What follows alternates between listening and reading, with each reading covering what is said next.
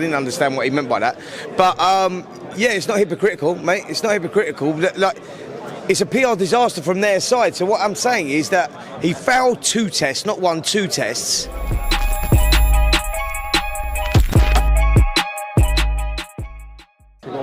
Pro boxing fans here in London. Pro boxing fans. Zhang versus Joyce 2 rematch. A lot of people first time spoke to yourself, and a lot of people afterwards and said, listen, maybe it's not the best thing for Joyce to take this rematch on straight away. He has done. Yeah. Do you feel like he can make the adjustments needed in a short space of time?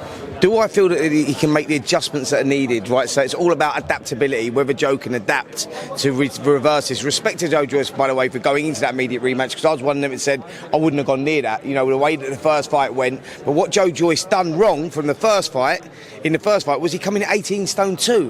When you come in at 18 stone 2 and you look at his career best performance, which was probably against Joseph Parker when he weighed 19 stone 3, and Zhilei Zhang's coming at 19.8, you go, what is the thought process behind coming in at 18 stone 2? So, I know what it must be. Mobility, look to move around, wear Zhang down and take him into the second half of the fight. Guess what the problem is? Joe Joyce hasn't got feet, so he doesn't move around. Joe Joyce is a juggernaut for a reason. He out-muscles fighters. So I think that him and the team made a huge mistake by coming in too light.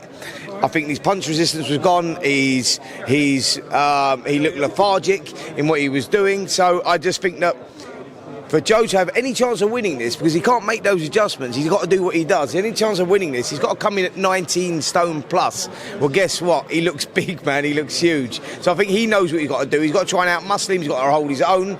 With the first 6 rounds are going to be crucial. But if he can get Zhang into the second half of the fight, I think he can grind out a points victory. But it'll be a huge, huge turnaround. But the only way he does that is by having that extra weight on him. 18-2 last time was a bad, bad mistake. I think someone's roaring there. That is Zhang, actually. Zhang, that is actually Zhang. Did he sound like a lion? Did he sound like a lion?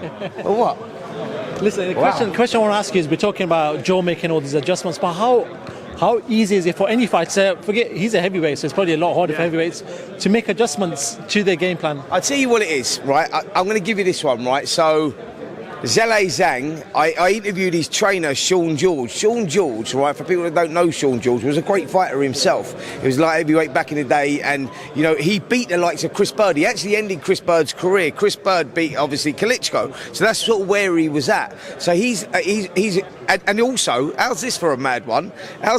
He also trained the 2016 Olympic Chinese team. He speaks Mandarin, right? So I'm giving you some information. He speaks Mandarin, right? So he understands Zhilei Zhang. He trained Zhilei Zhang from 2014, just after Zhang lost to Anthony Joshua in the amateurs. Joshua floored him in the Olympics in the amateurs and beat him on points.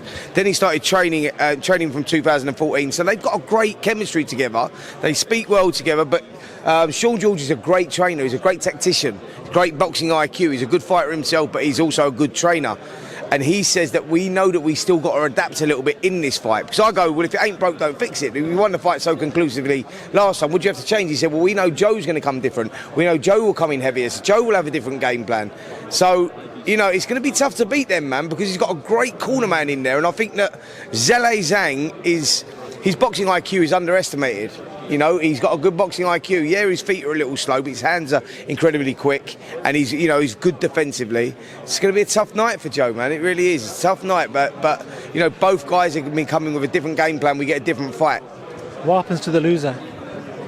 What happens to the loser? What's Zhang? 40-41. Joyce is 38 yesterday. Happy birthday, Joe, for yesterday, by the way. What happens to the loser? It's a tough road back.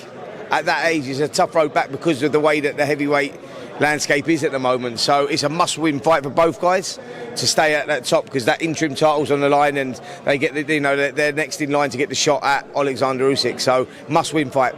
Last one before I let you go.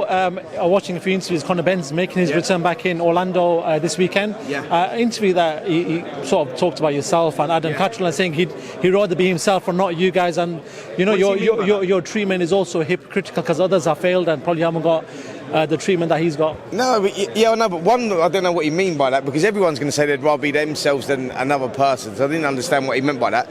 But yeah, it's not hypocritical, mate. It's not hypocritical. Like, it's a PR disaster from their side. So what I'm saying is that he failed 2 tests, not 1, 2 tests. He still to this day has not cleared his name. Yes, he's been cleared to fight, and jurisdiction got the suspension lifted. Still not cleared his name, and that's what he needs to do, and that's why I keep harping on. And it's all right him saying it's all right for me to have an opinion, etc., etc. But I'm going to bang on about it, mate, because I want the sport to be, as clean as possible. And until you clear your name, and when you clear your name, then great. That's great. Entitled to fight, carry on. So, do I think it's a good thing that he's fighting in Orlando, in Florida, because he's got his American license? No, not when you've still not. Yeah, you've been cleared to fight, but you've not cleared your name. That's where we're at right now. So I think it's frustrating. Robert Smith's actually been on talkSPORT, said the same thing. He said he's not cleared his name, and we need that process. Well, that's what I'm saying. So it's not like. What does it actually prove? Right, you've been cleared to fight. Well done, but let's clear your name, mate, because we're in a sport where people get injured and people die. So it don't look good, does it? What I'm saying is, for the casual fan, people that I speak to go, Spence. People that are not big boxing fans that I speak to go, Spence. What the fuck? What is going on with this sport, man? Like how he can be allowed to fight still, yet he's still got two. Listen, innocent until proven guilty, guilty until proven innocent. And where's he sat right now? He's guilty of 2 failed tests, and he's not proved his innocence. That's where I'm at. So. I'll keep piping on about it, and I'm not a hater, by the way. People go, oh, haters. No, I'm talking about the health and safety of the sport, and that's where we're at. Spence Oliver, you've got to go and do some talkSPORT stuff, so thank you so much, top man. Cheers.